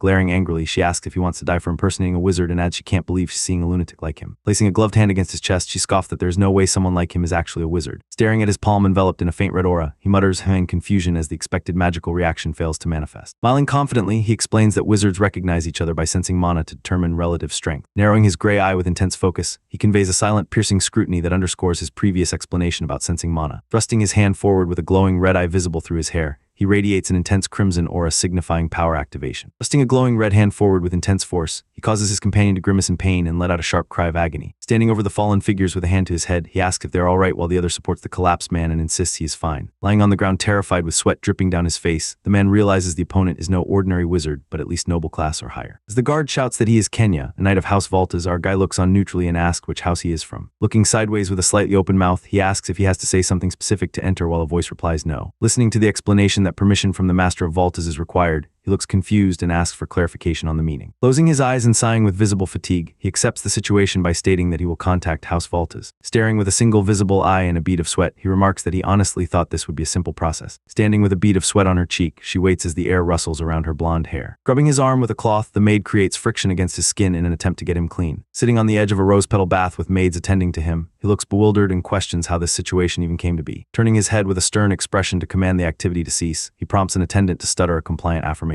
Standing between two other maids with a worried expression, she asks if it's a problem for her to wash by herself, explaining they'll be punished for failing to attend an esteemed guest. As a voice permits the action and another expresses gratitude, the scene floats above a grand castle with multiple spires under a bright blue sky. Clasping her hands together with a blushing, awestruck expression, she exclaims that the sight is absolutely amazing. Covering her mouth in shock with a startled cry, she exclaims what? In awe, as sweat beads form on her forehead. Raising his hands behind his head with a sharp, annoyed glare, he asks if there is something on his face. Bowing deeply with a flushed, flustered expression, she apologizes for losing herself due to his beauty and begs for forgiveness. Smiling gently to state there is nothing to forgive, he listens as a voice requests that he not speak so casually. Staring with wide, surprised eyes, she exclaims wow before asking what this object is. Standing with hands on hips facing him across the ornate hall, she waits as three maids bow behind them and heavy footsteps resonate through the room. Smirking condescendingly, she asks if he's the guest who arrived looking like a beggar, while a large man in formal attire stands silently behind her. Raising a gloved finger with a smug grin, she remarks that after being washed and dressed he looks like a prince, prompting a nervous protest that such things shouldn't be said. Introducing himself as Turan while facing her, he listens as she smiles and replies that she is Azella. Looking confused to ask what house she means, he explains that it is difficult to say for personal reasons. Resting a gloved hand against his chin with a sly smirk, he asks if that is so before declaring that it is a shame. Smirking with a gloved hand against his chin, he questions if someone is hiding their identity before declaring that he might play a little prank. Standing firm amidst a blinding eruption of golden light filling the ornate room, he watches as a shadowed figure recoils from the intense radiance. Grinning with glowing amber eyes amidst a surge of red energy, the challenger demands to be shown the truth. Staring upward with a sweat-drenched, terrified expression as golden energy swirls around him, he reacts to the command regarding his mana. ID-04 stares upward, absolutely drenched in sweat and tension as golden energy violently slashes around him. His eye ignites with intense blue light as he lets out a sharp cry, silver hair whipping wildly in a massive energy surge. Standing enveloped in surging blue magic on a complex glyph, our guy faces ID-02, who is engulfed in golden light as their opposing powers clash violently. Lunging forward with pure ferocity, ID-03 swings a glowing orange blade that smashes against ID-04's blue shield while someone screams in absolute shock. Blue energy slashes across the ceiling, completely shattering the golden architectural details above. Closing his eyes with a sharp exhale of relief, he stands perfectly calm despite the chaos. ID-02 smiles widely, practically vibrating with awe at what she just witnessed. Raising trembling, black-gloved hands, she lets out a dry, unhinged laugh. Turning toward ID-02, our hero calls out to grab her attention and initiate a conversation. Leaning forward with a sly smirk, she casually asks if he wants to marry her. He stands motionless facing ID-02, who remains crouched with her back turned, creating an agonizingly tense silence between them. Staring with wide, confused eyes and sweat dripping down his cheek, he silently processes this unexpected proposal with utter bewilderment. Grinning with manic energy, ID-02 raises a gloved hand and exclaims it was just a joke, while a concerned ID03 addresses her as young miss from behind. Leaning in with a confident smirk, she urges him to reconsider by pointing out that the seat next to her is currently empty. Watching from behind, he observes ID02 walking away alongside a figure in a black coat, while 3 maids bow respectfully. Staring forward with a stern, unamused expression, he remains dead silent. ID05's gray eye widens in sudden shock, accompanied by a sharp sound effect near her cheek. His hand trembles violently, visibly shaking with sweat droplets against the glowing patterned background. Staring at his shaking hand in sheer shock, he notes she is on par with his own and questions if this power level is even normal. A golden royal crest featuring a crown and 4 floral quadrants shines brightly against the wall. Standing on an ornate floor pattern, our dude faces ID03, who sits behind a large wooden desk in a formal confrontation. Sitting calmly behind the desk, ID03 welcomes the young noble and asks if he already knows his name. Placing a hand over his chest, he introduces himself as Turan, prompting ID03 to repeat the name before asking if he wishes to use the library. Explaining that strange rumors bring many visitors, ID03 clarifies in advance that the library holds no ancient magic or secret mana boosting methods. Stating he is fine with the arrangement since he never wanted such things, our guy listens as ID03 replies he won't stop him, but confirms there is no confidential house information inside. Dismissing him for the day due to the late hour, ID03 asks if that is acceptable, prompting our hero to express gratitude for the kindness. Sunlight bathes the ivy-covered tower and courtyard below, marking the transition to the library's exterior. Standing before the ornate golden doors as 2 attendants bow deeply, a voice confirms his entry pass and welcomes him to the Sky Library. The heavy golden doors swing open to reveal the library's massive interior. Gazing into the library with wide gray eyes, he murmurs, "Wow," in pure awe at the sight before him. Standing with his back turned, he gazes up at the towering spiral staircase and bookshelves illuminated by a bright skylight. Silhouetted in the distant arched doorway, he remarks that this is indeed the library, casting a long shadow across the stone floor. Smiling warmly at the hooded figure, a voice greets him by name, saying it is nice to meet Turan. Appearing as a black-haired female in white robes with dark circles,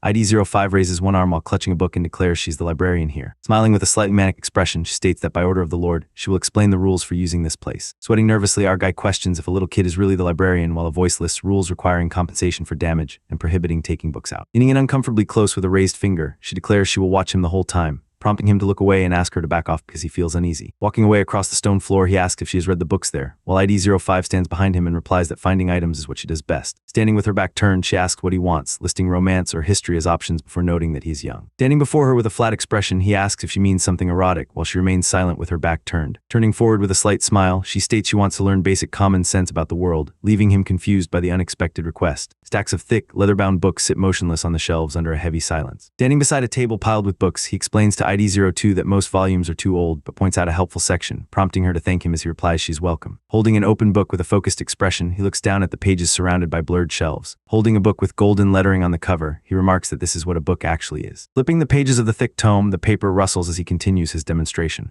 Closing his eyes, he finishes his previous statement with the single word "it," while standing before the blurred shelves. Gazing down at the open book with a gentle smile, he completes his thought by declaring that it is amazing. Sitting alone at a long wooden table surrounded by stacked books, a narration box explains he repeated this exact reading routine every single day. The narration box states he came to understand the world's geography and races, hovering above a surreal landscape featuring a giant green face, flying fairies, and a mermaid-like figure beside him in a small boat. Polished helmet, spiked mace, and golden chalice float in a radiant glow, illustrating narration covering wizard etiquette, item manufacturing, and old empire relics. Holding an open book with a serene smile, narration explains his world grew clearer and more vivid with each piece of knowledge accumulated. Resting his chin on his hand at a desk with an open book and typewriter, ID03 observes that excellent use has been made of the library. Standing before the desk, he replies yes, while ID03 explains that allowing library access is an act of goodwill separate from noble status. Stating he would like payment for that goodwill, ID03 asks what is needed. A voice reports a monster appeared north of Orem attacking travelers, another asks if they should hunt it, and the first warns 4 knights were eaten and never returned, all hovering over a town view. Pressing a finger to his temple, ID03 explains a noble must intervene personally despite only being able to mobilize 2 people, and asks what is needed. Standing beneath a chandelier, our hero agrees to the request, stating that protecting people is what a wizard ought to do. Asking if wizards are that idle, ID03 watches as our guy turns his head to question why a wizard would get involved, creating a tense atmosphere of mutual suspicion. Resting his chin on one hand while holding a pen, ID03 explains the blocked northern road is a vital trade route closed for 10 days, emphasizing the urgent need to reopen it. Reflecting internally that the timeline predates his arrival, he realizes with a subtle smirk that this explains why he was granted such ready library access. Several pairs of boots stand firmly on the stone floor, marking a sudden halt in movement. Walking along a stone path flanked by armored guards exiting a fortress gate, ID02 and our guy are surrounded by wooden barricades on the grass. Raising her arms against the blue sky, ID02 remarks that her father is truly something else. Standing with arms akimbo between the two men, she remarks that mobilizing a guest for a monster hunt implies they were unreliable. Turning back with a dismissive hand gesture, she states she isn't blaming them, but merely noting her father is making a huge fuss. Smiling with a sweat drop on his cheek, he asks if calling the Lord fussy is excessive, while a voice commands him to drop it. Raising a clenched fist in silence, he prompts ID02 to turn her head and ask what on earth he is doing. Smiling warmly with hands clasped, Marvin Valtes introduces himself and expresses eagerness to work together, prompting our dude to respond with a simple acknowledgement of likewise. Brown Boot steps onto the grassy ground, kicking up a small stone. Walking ahead into the forest, ID02 suggests finishing quickly to return to rest while our guy stands silently beside Marvin. Grinning mischievously, Marvin asks if he's interested in his big sister, causing our hero to look startled and respond with a confused denial. Smiling with closed eyes, Marvin expresses that the situation is actually a relief. Standing at the forefront of a group of men in gray cloaks, both shout for them to stop immediately. Leading the group along a forest path, ID02 guides them toward two cloaked figures standing before a pile of wreckage. Standing behind a kneeling man in silver armor who asks if the wreckage belongs to the creature, our guy replies they forbade travel north, implying victims came from the south and were attacked. Standing in profile with a hand to his chin while Marvin looks away, a speech bubble containing only ellipses indicates a moment of silent contemplation. A dark, cracked handprint stains the wooden floorboards amidst scattered debris. Standing amidst the shattered wagon wreckage, he declares it is a monkey, while Marvin observes from behind and another figure kneels nearby. Pointing a finger downward, he questions if it is really a monkey, and a voice commands attention to the handprint. Stating the creature attacked peddlers and retreated into the forest, he stands with his back turned and suggests pursuing the trail to locate it. Looking concerned, ID02 states she can barely use that kind of magic and asks about his capabilities, to which he smiles and replies he cannot either before questioning if any knight can. Walking into the debris-strewn area, he states he will try looking, while ID02 and Marvin watch him from the edge of the clearing. When ID02 asks if he's from that bloodline, he wipes his hands with a cloth and replies he uses it often so he's used to it. Closing his eyes and clasping his hands together, he initiates a search. His gray eye snaps open with intense focus, conveying a sudden surge of power or realization. Blue energy surges violently through the forest, distorting the trees with rapid motion lines. Pointing a finger toward the misty forest, he directs the group to go this way. Standing at the edge of a flowing stream, he declares the trail stops here, while ID02 observes the water and remarks it looks like it washed its body. Looking back with a shocked expression, ID02 questions if a mere beast really acted that intelligently to avoid being tracked. Standing with his back turned toward ID02, he suggests perhaps it just washed because it wanted to. Staring intensely with gray eyes as blue energy flares around his face, he reacts to a sudden presence. Turning sharply toward him, ID02 and Marvin react as a voice warns that danger is directly behind him. Looming over the group with glowing red eyes, ID05 lets out a piercing shriek, causing our guy and a bald warrior in gray armor to brace against the sudden threat. Throwing its head back, the beast roars and sends shards of rock flying into the air amidst intense speed lines. Lunging forward with a terrified expression, the bald warrior screams for everyone to dodge, while our hero watches from behind with a startled look. Unleashing a devastating shockwave, the monster blasts the warrior and soldiers backward in bloody disarray while voices scream in agony. Sprinting rapidly across the forest floor with his black cloak billowing, he dashes straight toward the chaos. Staring forward with a sharp, confident smirk, his silver hair catches the light as he observes the unfolding carnage. Grimacing with a blood-splattered face and wide, strained eyes, he lets out a pained groan. Standing blood-spattered with a gaping chest wound, he faces ID02, who looms behind him as a shadowy silhouette with glowing white eyes in a grim tableau. Standing with her back turned and arm extended after striking, ID02 watches as the severed, blood-splattered head of the monster crashes into the ground. Staring intensely with a grim expression, he admits that his mother was not wrong. Screaming with mouth wide open and eyes narrowed in fury, ID02 commands an attack amidst radiating speed lines. Charging down the rain-swept path toward gray-cloaked warriors, the beast causes them to scatter in panic while several lie defeated on the ground. Sprinting rapidly toward the front with glowing red eyes and bared teeth, the monster causes three distant armored figures to shout that it is running and command a chase. A metallic object swings rapidly through the air against a blurred blue backdrop. Sprinting desperately through the forest chasing a distant silhouette, ID02 shouts in frustration that the target is moving way too fast. Green eye widens in shock as a blue energy ring spins rapidly before her face, while a voice exclaims they are losing it. Flinching and shielding her face as a bright horizontal beam slashes across her vision, an exclamation mark signifies her sudden shock. Leading a group of cloaked figures through the forest, they sprint urgently along a vertical pillar of bright blue light splitting the path. Roaring with glowing red eyes and bared fangs above a cracked blue crystal, the beast erupts in a chaotic shriek. Glancing back with sweat on his temple while ID02 looks over her shoulder warily, both pause amidst the forest backdrop. Walking away down the forest path holding a glowing circular portal in his left hand, he's surrounded by swirling winds. Offering a confident smirk amidst the swirling winds, large red sound effect characters loom above his silver hair. ID01 and ID02 are absolutely sprinting through the woods chasing a distant black silhouette, with our girl shouting that the target is moving way too fast. Her green eye widens in pure shock as a blue energy ring swirls right in her face while a voice declares they're losing the trail. Recoiling violently, she gets blinded by a horizontal beam of light slashing across her vision and lets out a startled yelp at the sudden obstruction. Vertical pillar of blue light erupts from the ground to bisect the scene, separating the duo from a grotesque screaming face emerging from the shadows below. Glancing back with a tense, sweating expression, ID-02 waits silently while ID-01 stands behind him looking over her shoulder in total vigilance. Standing with his back turned, our boy holds a glowing circular portal in his left hand amidst swirling winds and dust. Offering a confident smirk, his silver hair catches the sunlight as he faces forward with an absolutely calm demeanor. Watching side by side, the pair sees a dark, shadowy figure crash violently into the ground ahead, kicking up debris in the clearing. Thrusting her gloved hand forward with a fierce expression, ID-01 screams for the enemy to just die already. Same gloved hand unleashes a massive spiral of roaring flames that completely engulfs the air with intense heat and light. A colossal serpent of fire erupts from the ground and lunges toward ID-01, who stands ready within a protective flame ring while a defeated beast bleeds out in front. Watching from the front, our main character observes a blinding explosion of golden light erupting behind the pair as they shield their faces against the overwhelming burst. Staring seriously against swirling orange embers, he realizes this phenomenon is actually the bloodline ability of House Volta's pyromaniacs. Exhaling with relief, he states it's finally over while an armored man bows his head in exhaustion and another silver-haired warrior stands watchfully in the rear. Smiling with relief up front, ID-01 remarks she got chills for a second when that rock was coming at them, while our guy stands watchfully in the background. Tossing his arms with a smirk, ID-02 asks if she was scared, prompting her to roast him for screaming like a little girl while he stammers in denial. Kneeling beside a wounded soldier to suggest medicine for a bleeding head wound, he ignores surrounding armored men complaining about broken limbs and begging for spare bandages in the chaos. Standing amidst the aftermath with a spear-wielding guard behind him, our hero remarks on the mess while observing they're lucky there are 0 casualties. Lit spattered beside ID-01 and other wounded figures, he explains that while the monster attack was a surprise, these severe injuries were totally avoidable. Offering a faint, confident smirk, he gazes forward with sharp intensity. Gesturing with open palms, ID-02 explains that since their bodies strengthen based on mana, they should be several times tougher than knights, yet they didn't hesitate to use weaker people as shields, causing ID-01 to double over in distress while our dude observes from the front. Looking up with a puzzled expression, he asks what on earth is happening. Smiling gently, our guide dismisses the concern by stating it is absolutely nothing. Beaming enthusiastically, ID-01 invites ID-02 to come absorb mana, prompting him to look at her and calmly agree. Extending a hand toward a massive shadowy monster sprawled on the ground, our main character leads the extraction while the pair stands behind observing the scene. Pushing his palm forward, vibrant green energy surges from his hand and casts an eerie glow across his face. Keeping his eyes closed amidst the surging green energy, he observes that just as the book stated, the enhancement degree doesn't seem to reduce even if multiple people absorb it at once. Exhaling sharply, ID-02 complains about hitting his growth limit and being unable to absorb more, while ID-01 stands behind surrounded by fading green energy, admitting she's also maxed out. Looking toward the fading green energy, she remarks she now understands why her father sent him along, noting his spell proficiency and mana capacity rival her own. Enveloped in surging green energy with his hand extended, our boy remarks it's surprising to find a noble who hasn't reached his growth limit yet.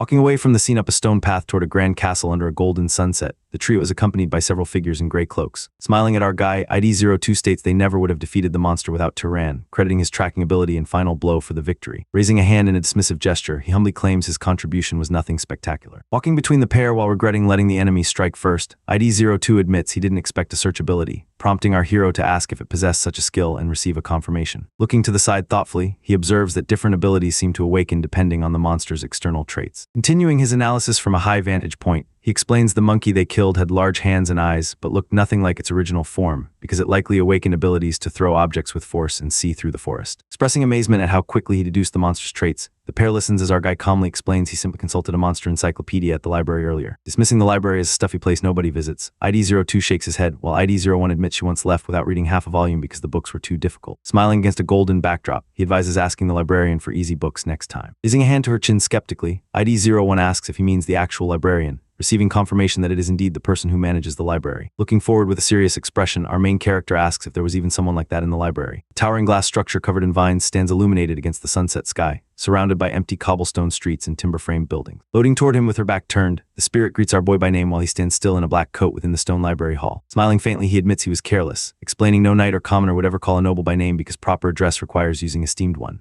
Sitting on the stone floor clutching a book, she laughs with closed eyes and continues her previous statement by remarking her look doesn't exactly scream librarian. Standing before her in the library, he demands to know how she knows his name. Looking up with a startled expression, she lets out a sharp cry of surprise with her mouth open in shock against the backdrop of shelves. Pressing her lips together in a tight suppressed line, a sharp hissing sound escapes her. Sitting atop a wooden table with a smug grin, she asks if the realization only just occurred to him. Standing with one hand on his hip and eyes closed, he states he learned it from her permit while she sits on the table facing him. Raising her arm to summon a glowing blue book, she declares with a confident smile that her gaze reaches anywhere within the library. As a voice asks how they should be addressed, a glowing blue book slides from the shelf amidst swirling magical particles. Stating she lacks a name, she suggests being called whatever is preferred as her white dress settles onto the wooden chair. Leaning forward playfully, she suggests being called her love, prompting our guy to stoically declare he'll use librarian instead, which makes her pout and complain he's so stiff. Smiling teasingly, she remarks his sudden politeness feels awkward after days of being ordered around, while he flatly denies ever treating her that way. Raising a hand to halt her approach, he requests she maintain distance because her proximity feels burdensome while she floats nearby with her back turned. Standing with his back turned, he asks if she's a wizard from the old empire, while she floats upside down surrounded by swirling blue magic, denying she was ever a person and claiming to be a spirit that suits her well. Floating above the circular floor surrounded by levitating blue books, she explains a soul inhabiting something living becomes a living spirit, whereas one inhabiting something neither alive nor dead is just a spirit, concluding the library itself is her. Hanging upside down in the aisle, she explains her current form is merely for comfortable communication based on user preference before trailing off with a comment about his tastes. Blushing nervously, our hero tells her not to make stuff up, while the floating spirit admits she's indeed like a reflection in water. Resting his chin on his hand with a pensive expression, he remains silent while bookshelves line the wall behind him. Pressing his palm against her chest, a faint glow emanates from the point of contact. Keeping his hand pressed against her chest, she floats backward with a startled expression, complaining the touch feels weird and asking where he is touching her. Grimacing with closed eyes and an annoyed vein popping on her forehead, she apologizes while complaining it's frustrating not being able to directly exert power on an intruder. Amidst rows of disorganized books on wooden shelves, a voice laments they would have punished every last bastard who carelessly took books out if they could. Standing calmly in the library, he remarks it seems House Valtas doesn't know he exists before correcting himself to suggest perhaps everyone who ever used the library is unaware of him. Floating amidst swirling blue magical rings and hovering books, she explains until now there was no one with the qualifications to perceive her. Wrapping her arms around his neck, she explains her creator made her visible only to those whose type is complete beyond a certain level, concluding since only he can see her, the situation is pretty romantic. Narrowing his eye, he asks what is meant by type, while a voice explains it's what wizards call bloodline, causing him to react with sudden shock. Standing with his back turned, he asks her to tell him about his bloodline, prompting her to suggest asking his parents before he reveals he is an orphan. Leaning forward mischievously, she offers to check his condition herself, stating she only needs his consent to examine his body. Recoiling in shock with hands raised defensively, he asks if she intends to examine his body while she leans in close with her back turned. Giggling maniacally while floating behind him, she watches as he stands with his back turned, asking in shock if this is really how it's done. Lunging forward frantically with flailing arms, he shouts in shock as he recoils from the spirit's advance. Floating joyfully while clinging to his arm, she exclaims they're connected, prompting him to look away resignedly, muttering not to say weird things though he admits internally it doesn't hurt. Smiling with wide eyes, she explains the big chunks are pursuer and hunter bloodlines, then asks if that was a trait of House Zahar before receiving an affirmative yes. Widening her eye in sudden realization, she exclaims with surprise that there is one more. Standing startled with sweat on his brow, he shouts that it was mixed, while a voice asks what exactly is mixed. Floating before him, she explains he is the result of two people with different bloodlines, prompting him to ask what the other one is while she admits she doesn't know because it's still locked. Standing calmly in the library, he remarks locked bloodlines aren't rare in combinations and will open naturally as one grows stronger, while a voice responds with understanding. Staring intensely with narrowed eyes, he recalls his mother as too polite and educated to be a commoner, possibly a noble descendant with a bloodline so diluted it couldn't hold night-level mana. Bowing slightly, he states he understands more or less while thanking her, but she floats near the window demanding he stay one more month if he's truly grateful. Narration box explains Turan did not continue reading alone after learning the true identity of the library spirit. Sitting at a long wooden table reading, he asks if there are really that many invisible substances. As the narration box explains, he kept requesting explanations about book contents. Shaping a floating water lens above an open book, she explains manipulating water in the air allows one to see invisible substances directly. Staring with wide, astonished eyes, he absorbs the narration, declaring that having the laws of nature taught in plain words was a treasure beyond measure. A magnified view of swirling microorganisms within a water lens illustrates the narration that diseases arise from such germs and decay results from their feeding. Spinning a wooden stick against a plank to generate friction heat, he grasps basic principles like light refraction and the biological processes of injury and healing. Sitting behind a wooden table with a red apple before him, he proposes starting by experimenting with decay.